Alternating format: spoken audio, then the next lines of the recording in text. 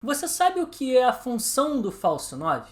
Será que colocar qualquer jogador que não seja um centroavante de origem para brigar lá junto com os zagueiros como camisa 9 necessariamente faz com que ele jogue como um falso 9? A verdade é que não é bem assim. As movimentações do falso 9 elas são específicas e no vídeo de hoje eu vou explicar para vocês qual a função do falso 9 e qual a relação disso com a partida que fez o Luan no empate do Corinthians contra o Palmeiras no clássico do sábado passado.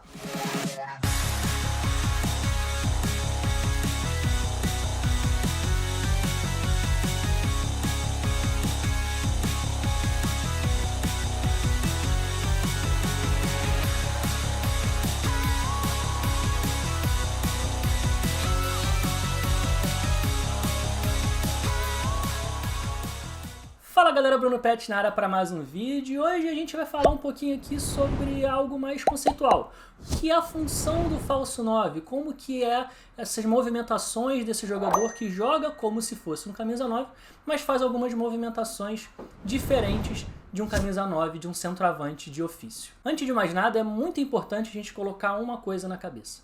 Não é você pegar qualquer jogador de alguma posição diferente, um zagueiro, um meia, um volante, e colocar ele como um camisa 9, como um centroavante, que faz necessariamente com que esse jogador cumpra um papel do falso 9. O papel do falso 9 não leva à posição. O papel do falso 9 são movimentações que o jogador faz dentro do campo, lá no ataque, que fazem com que ele tenha um papel do falso 9. Então assim, quando no final de um jogo o técnico ele pega um zagueiro e coloca lá para jogar de 9 no desespero, na base do abafa, ele não necessariamente joga como um falso 9. O zagueiro ele vai lá mais para poder ser mais um homem no ataque, para poder de repente virar um jogo, fazer um gol que o time precisa. Ele não é porque ele é um zagueiro e está jogando de centroavante que ele está jogando como falso 9. Isso não tem nenhum tipo de relação. Bom, mas vamos então para o campinho e vamos entender quais são essas movimentações que fazem com que um jogador jogue como falso 9. Quando o time tem a bola, a posição do falso 9, ela realmente parte, a origem dela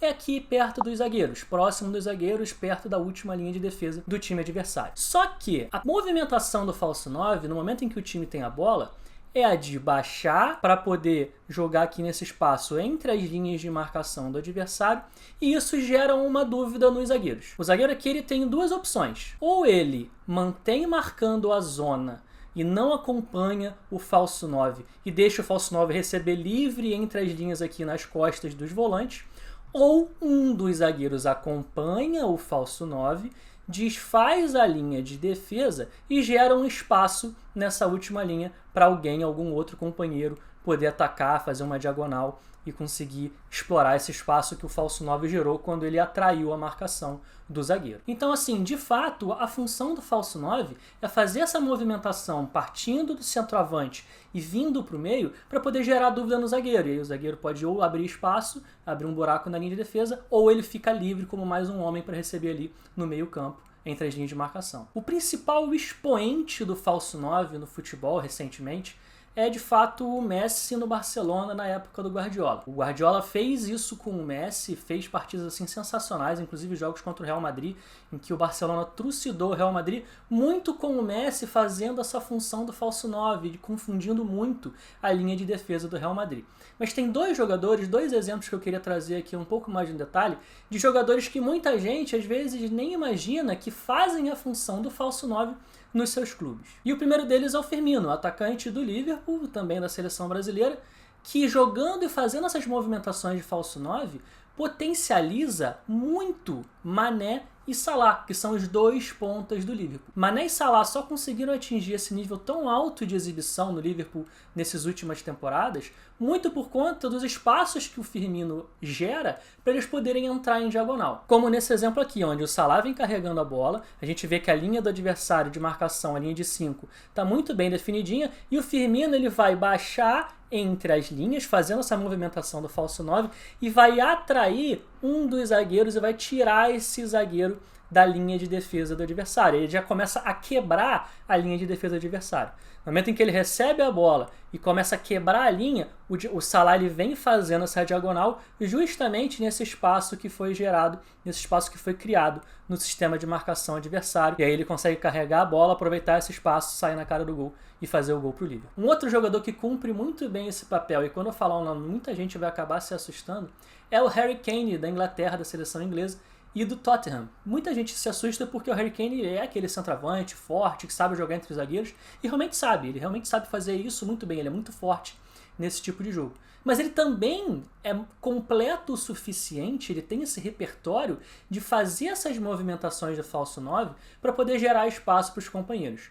No Tottenham, na época que o Mourinho teve a passagem por lá, ele usou muito essas movimentações do Harry Kane como falso 9 para atrair o zagueiro e aproveitar os avanços em diagonal do Son, do coreano, que é um jogador muito rápido, muito bacana. E eles conseguiram fazer ali diversos gols numa dobradinha que várias vezes era muito dessa maneira. Como, por exemplo, nesse lance aqui, onde ele faz essa movimentação e mesmo sem encostar na bola, ele gera espaço para o Son. Então ele vai se movimentar em direção ao meio-campo, em direção contrária ao próprio gol, vai trazer a marcação dos zagueiros e vai gerar o espaço nas costas para o Son poder aproveitar e entrar em diagonal, entrar em profundidade e receber o lançamento. Nesse outro lance ele faz agora a movimentação muito parecida, só que com a bola. Ele recebe a bola, atrai a marcação do zagueiro do Manchester e no momento em que ele atrai a marcação e tira o zagueiro de posição, gera um espaço nas costas desse zagueiro, onde o Son vai entrar em diagonal para poder receber o passe do próprio Kane em profundidade e vai sair na cara do gol. Então repara, mesmo jogadores que são estigmatizados como centroavantes,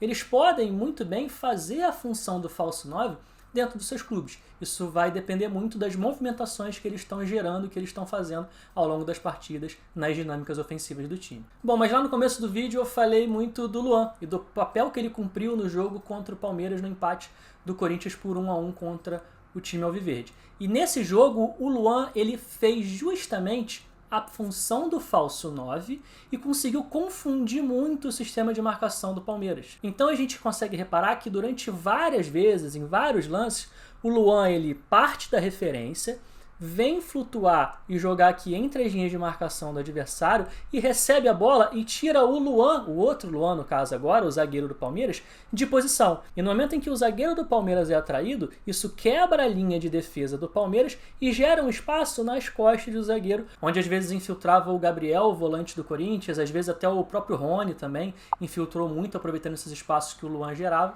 E isso aconteceu ao longo do jogo várias vezes. A gente viu várias vezes o Luan vindo a jogar um pouco mais por dentro, saindo da referência e atraindo o Luan, quebrando a linha de defesa e gerando esse espaço nas costas do zagueiro. Isso foi acontecendo ao longo dessa partida diversas vezes e o Corinthians foi conseguindo aproveitar. Tiveram alguns lances que acabou dando impedimento, a bola saiu um pouquinho mais atrasada, mas era ali o principal caminho de construção ofensiva para o Corinthians nesse jogo contra o Palmeiras, que inclusive culminou no lance do gol do Corinthians. Se em vários momentos o Luan, quando ele vinha flutuar por dentro, o outro Luan, o zagueiro do Palmeiras, vinha acompanhar o atacante do Corinthians, no lance do gol não aconteceu isso, porque o Luan estava um pouco mais pela esquerda, pelo lado do Renan, que é o outro zagueiro do Palmeiras, e ele baixa para flutuar entre as linhas de marcação do Palmeiras, e o Renan decide não acompanhar. Aquela dúvida que gera na cabeça do zagueiro se acompanha ou não, nesse caso o Renan não acompanhou. E como ele não acompanha, o Luan aparece livre entre as linhas de marcação, nas costas dos volantes do Palmeiras, para receber a bola. Ele recebe, consegue ali organizar uma jogada, consegue trocar um passe e já começa a desorganizar o sistema defensivo.